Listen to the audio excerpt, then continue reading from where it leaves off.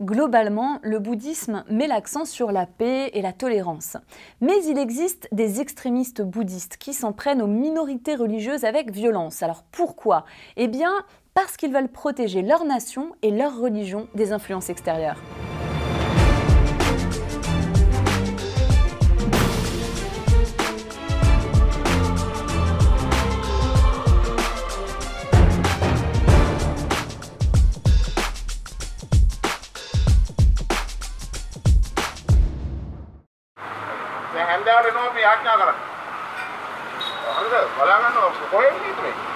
Prenons le Sri Lanka. Dans ce pays, les extrémistes bouddhistes agissent en toute impunité.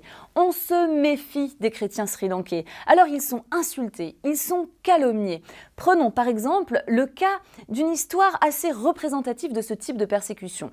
Déjà en 2004, un pasteur et sa femme ont été persécutés par des moines bouddhistes radicaux. Et en 2015, rebelote. Sauf que cette fois-ci, ce sont des villageois qui se sont rassemblés ensemble et qui ont signé une pétition à l'encontre de ce couple pour qu'ils arrêtent leur activité. Mais le pasteur n'a rien cédé.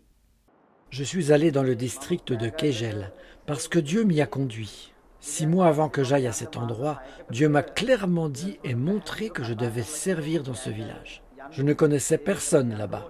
Je n'avais rien, mais j'y suis quand même allé. Les membres de mon église ont beaucoup enduré avec moi.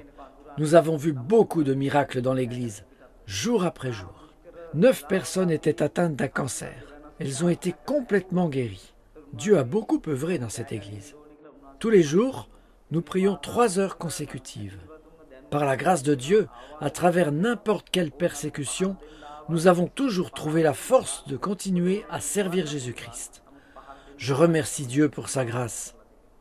Quand j'ai demandé à ma femme si nous devions quitter ce village, elle m'a dit « Non, Dieu nous a appelés à servir dans ce ministère, quoi qu'il arrive. Peu importe la persécution que nous subissons, nous resterons ici et nous nous battrons jusqu'à la fin, parce que Dieu a un plan précis pour nous dans cet endroit. » Face à une telle détermination, on a demandé à ce pasteur ce qui lui permettait de résister à une telle pression, ce qui lui permettait d'être aussi endurant. La principale raison est que je crois fermement en la promesse de Dieu que l'on trouve dans le verset biblique du livre de Romains au chapitre 8, verset 28. Le fait qu'un chrétien soit persécuté en raison de sa foi est présent dans la Bible. Et je sais avec certitude que si nous sommes dignes du royaume de Dieu, nous devrons passer par la persécution.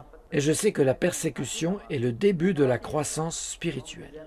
Je crois aussi que Dieu entend nos prières et qu'il connaît ces situations.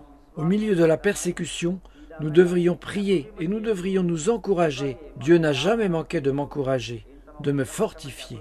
Chaque fois que je tombe, Dieu me relève. Je voudrais remercier le Seigneur pour ma femme, parce qu'elle est une guerrière de prière. Tous les jours, elle prie pendant 3 heures. Même au milieu des labeurs et des travaux ménagers, elle ne manque jamais de prendre du temps pour cela. Cela m'a encouragé et m'a rendu plus fort, moi et tous les membres de mon Église.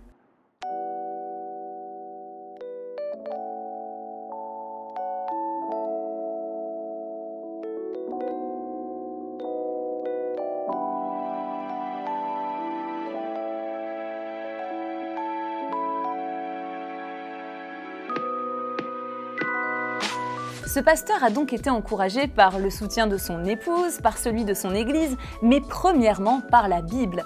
Et le verset qui lui a donné de la force dit ceci. Du reste, nous savons que toute chose concourt au bien de ceux qui aiment Dieu, de ceux qui sont appelés selon son dessein. Ce chrétien avait la conviction que même au creux de l'épreuve, de la plus difficile tempête, eh bien Dieu conduit son peuple avec amour. Portes ouvertes souhaite encourager les chrétiens à conserver cet espoir. Alors des partenaires locaux sont prêts à se déplacer pour aider les chrétiens, pour les fortifier. Et vous savez, quand tout s'effondre, eh bien être là, c'est un vrai ministère. Si vous le souhaitez, vous pouvez bien sûr prier, mais aussi contribuer financièrement à ce ministère de présence. Un jour, un chrétien a dit à Frère André, qui est le fondateur de la mission, « Frère André, tu sais, ta présence vaut mieux que 10 sermons. »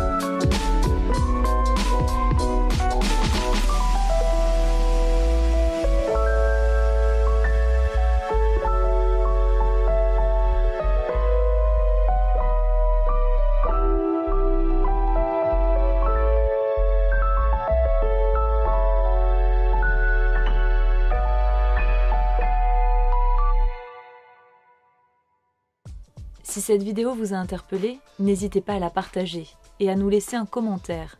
Nous les lisons tous.